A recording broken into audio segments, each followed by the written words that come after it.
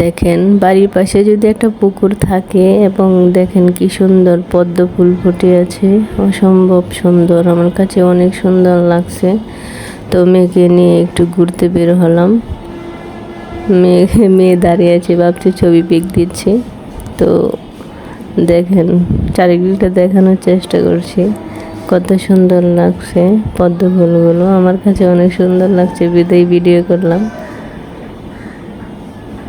দেখুন কি সুন্দর, পুকুরটা জুড়েই কিন্তু পদ্ম ফুলের পাতাগুলো ছড়িয়ে আছে, অনেক সুন্দর লাগছে।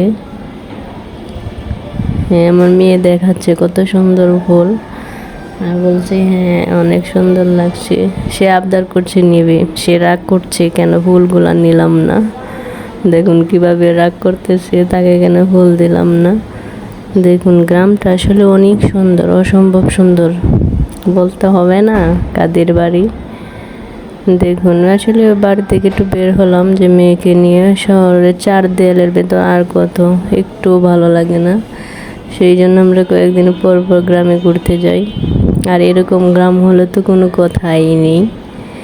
সেই জন্য মেয়ে গ্রামে গেলে আর আসতেই চায় না। সাথে তো অনেক বান্ধবীরা আছে, দেখেন হাঁসগুলা কি সুন্দর খেলা করতেছে। পুকুরটা হচ্ছে সিঁচে নিয়ে মাছ ধরে ফেলেছে, সেই জন্য পানি কম, আর বৃষ্টি বাদল হলে অবশ্যই পানি হয়ে যাবে। তো 1-2 দিনের ভিতরে মাছ মেরেছিল, সেই জন্য পানিগুলো কম।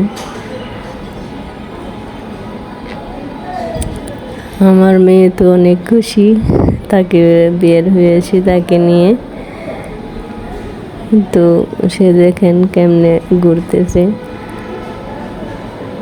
কোমরে হাত দিয়ে দেখেন কি করতেছে, কেমন করতেছে, দুষ্টামি করতেছে প্রচুর।